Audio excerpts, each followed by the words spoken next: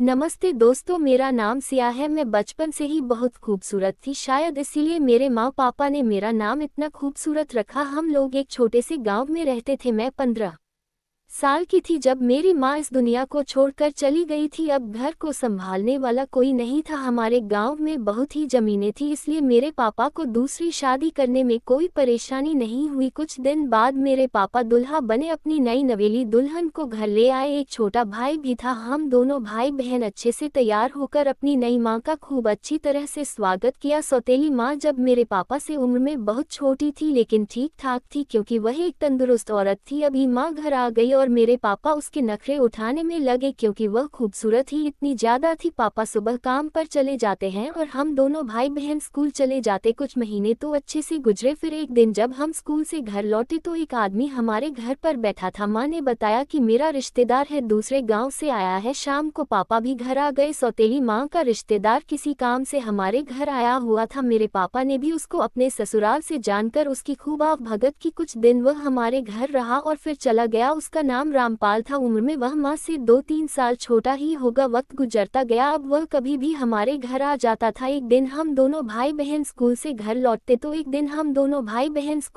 लौटे तो कमरे का दरवाजा बंद था और माँ भी नहीं दिख रही थी। घर में बिल्कुल खामोशी छाई थी, कुछ आवाज भी नहीं आ रही थी। मैंने दरवाजे की हल्की सी दरार से अंदर देखा तो माँ का रिश्तेदार, जिसका नाम रामपाल था, माँ की गोद में सर रखकर लिटा हुआ था। माँ प्यार से उसके बालों में हाथ फेर रही थी। ये देखकर मुझे बहुत गुस्सा आया, क्योंकि वह मेरे पापा को धोखा दे रही थी। मेरा भाई मुझसे 1 साल छोटा था। जब ये बात मैंने अपने भाई को बताई तो वह कहने लगा, देख सिया, ऐसे मामलों में भरे पूरे परिवार खत्म हो जाते हैं। ऐसा ना हो पापा किसी मुसीबत में फंस जाए, बेहतर है कि तुम खामोश रहो। मैंने भी इसमें ही भलाई समझी और किसी से भी इस बात का जिक्र नहीं किया। वक्त गुजरता रहा और हम खुली आंखों से सारा खेल देख रहे थे। मुझे मालूम था हमारी ही खामोशी एक दिन तूफान बन जाएगी। डरता रहा। फिर एक दिन सुबह के वक्त सौतेली माँ बहुत जोर जोर से रो रही थी। मेरी आंख खुली तो मैंने कमरे में जाकर देखा, माँ जोर जोर से कह रही थी, हाय मैं क्या करूँ, मुझे भरी जवानी में छोड़कर चला गया। मुझे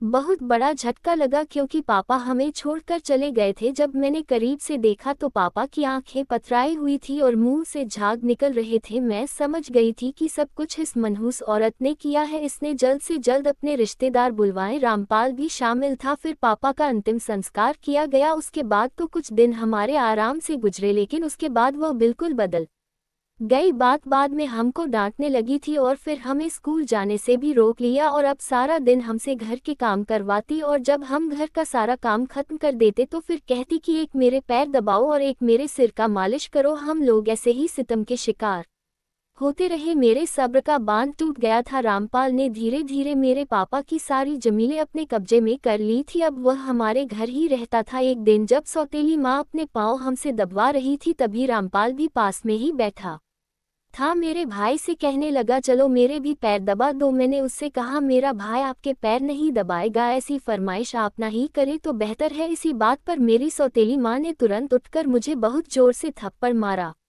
मेरे हाथ में तेल की बोतल थी, जिसकी वजह से वह सारा तेल माँ के ऊपर गिर गया। माँ ने मुझे बालों से पकड़ लिया। खैर उस वक्त मुझे रामपाल ने बचा लिया था और उसने मुझे कमरे में भेज दिया था। उस दिन मैंने फैसला कर लिया था कि मैं इस घर में नहीं रहूंगी। पूरी रात हम दोनों भाई बहन जागकर गुजारी थी। सुबह 6 बजे हमने अपने कपड़े एक गठरी में बांधे और घर से निकल गए और बाहर खड़े होकर 2 पल अपने घर को आखिरी बार मोहब्बत से देखा और फिर अपने भाई का हाथ पकड़कर मैं बहुत तेजी से बस अड्डे की तरफ निकल गई। मुझे पता था कि सुबह 7 बजे रोज बस गांव से शहर जाती है। हम दोनों बस अड्डे पर पहुंच गए। 7 बजे वाली बस आए तो हम बस में बैठ गए। मेरे पापा का एक दोस्त शहर में रहते थे, जो पापा से गेहूं वगैरह खरीदते रहते थे, लेकिन पापा के जाने के बाद उन्होंने गांव आना ही छोड़ दिया था। मुझे उनका पता मालूम था, क्योंकि एक बार मैं पापा के साथ शहर पहले आ चुकी थी। हम दोनों उनके के घर पहुंच गए। उन्होंने ने हमें बहुत प्यार दिया। हमने उन्हें सारी बातें बताई। वह बोले, अगर तुम्हारा बाप होता तो यह नौबत न आती। खैर छोड़ो, तुम फिक्र ना करो, अभी मैं जिंदा हूँ, मुझे अपने बाप की जगह ही समझो। तुम जब तक चाहो यहाँ रह सकती हो। मैंने कहा, हम आप पर बोझ नहीं बनना चाहते, हम दोनों को किसी काम पर लगवा दीजिए।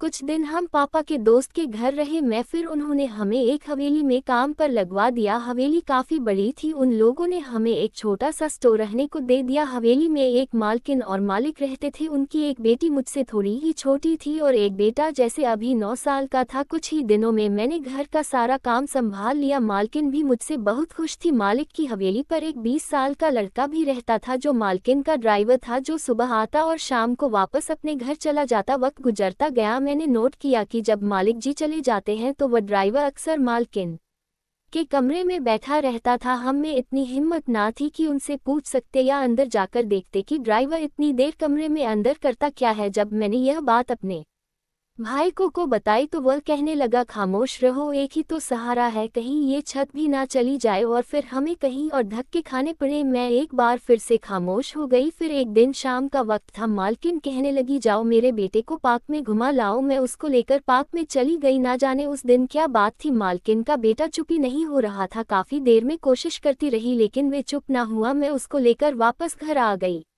इधर उधर देखा तो कोई भी नजर ना आया। मैंने सोचा मालकिन छत पर होगी। मैंने बच्चे को अपने भाई को पकड़ाया और सोचा कि ऊपर जाकर मालकिन को बताती हूँ कि उनका बेटा चुप नहीं हो रहा है। लेकिन ऊपर गई तो कमरे का दरवाजा बंद था। मैंने खामोशी से दरवाजे के सुराग से अंदर देखने की कोशिश की तो मालकिन सामने सोफे पर बैठी थी और ड्राइवर पास में बैठा गंदी हरकतें कर रहा था। मैं दहल कर रह गई। मैं सोच भी नहीं सकती थी कि इस कदर पढ़ी लिखी और समझदार औरत ऐसा भी कर सकती है। उसी दौरान मालकिन ने मेरी आहट महसूस कर ली। वह एक बिजली की तरह तेजी से उठी और लपक कर दरवाजा खोल दिया। मेरी समझ में न आया कि मैं क्या करूं। फिर मालकिन ने मेरा बाजू पकड़कर जोर से अंदर खींच लिया और दरवाजा बंद कर दिया। फिर एक जोरदार थप्पड़ मेरे मुंह पर मारा और कहने लगी, तुझको तो कहा था कि मेरे बेटे को बाहर पार्क में ले जा। मैंने कहा मालकिन, लेकिन उसने मेरी बात ही नहीं सुनी। तुरंत ही मुझे बालों से पकड़कर जमीन पर गिरा दिया और एक जोरदार लात मेरे पेट पर मारी। मैंने हाथ जोड़े। मैंने कहा, मालकिन मैंने कुछ नहीं देखा। वे बोली, तुझको अभी बताती हूँ तुमने क्या देखा है और क्या नहीं। और उसने ड्राइवर को इशारा किया। ड्राइवर ने मुझे पकड़ लिया। फिर वह औरत सोफे पर जैसे तमाशा देखने के अंदाज में बैठ गई और उस ड्राइवर ने उसी के सामने मेरी इज्जत की धज्जियां उड़ा दी। मैं रोती रही, चीखती चिल्लाती रही, लेकिन मेरी आवाज़ सुनने वाला कोई ना था। कुछ देर के बाद वे दोनों मुझे कमरे में ही छोड़कर नीचे चले आए। मैं पास मेरी बर्बादी पर सिवाय आंसू बहाने के और कुछ नहीं था। शाम को जब मालिक जी घर आए तो आते ही उन्होंने मुझ पर बरसना शुरू कर दिया। कहने लगे, तुमने मालकिन के पास से पैसे चुराए हैं। मैंने कहा, नहीं साहब। इतने में मालकिन उठी और मेरे मुंह पर थप्पड़ की बारिश कर दी।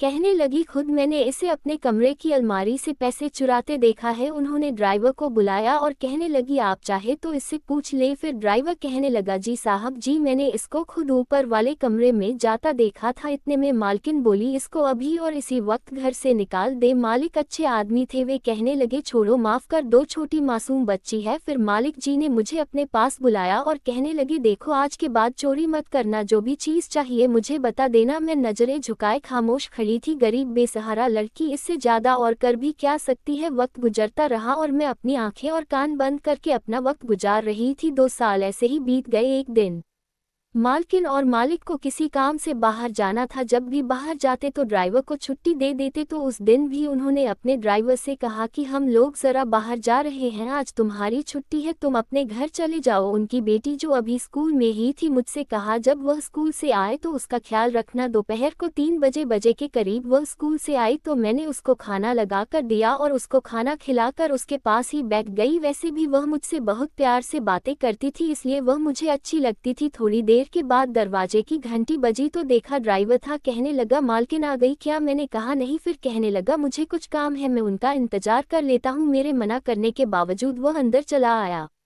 घर आकर उसने इधर उधर झांका और मीना के कमरे में चला गया। मुझसे कहने लगा, अगर तुमने किसी को बताने की कोशिश की तो मैं मालिक से कह दूंगा कि तुमने मुझे फोन करके बुलाया है। फिर उसने मीना के कमरे में जाकर अंदर से दरवाजा बंद कर लिया। वह एक मासूम सी भोली भाली लड़की थी। उसने अंदर से शोर मचाना शुरू कर दिया। मैं समझ गई थी कि मालकिन ने मेरी बर्बादी का मंजर सामने बैठकर देखा था। आज वही सब कुछ उसी की बेटी के साथ होने वाला है। मैं छुपकर देखना तो चाहती थी लेकिन मैं ऐसा नहीं कर सकती थी। शायद मेरा जमीर अभी भी जिंदा था। मैं भागकर पास वाले घर में गई और उनको सारा माजरा बताया। उस घर के मर्द जल्दी से मेरे साथ आ गए। उन्होंने आते ही जोर जोर से दरवाजा पीटना शुरू कर दिया। फिर उस ड्राइवर ने घबरा कर दरवाजा खोल दिया। मोहल्ले वालों ने फ़ोन करके जल्दी से घर वालों को आने का कहा। थोड़ी देर बाद मालकिन और मालिक भी घर आ गए। पहले तो उन्होंने ड्राइवर को बहुत मारा और फिर उसे पुलिस के हवाले कर दिया। दिल तो बहुत चाह रहा था कि आज मालकिन का भी पर्दाफाश कर दूं, लेकिन पहले की तरह एक बार फिर मालिक जी बहुत अच्छे आदमी हैं और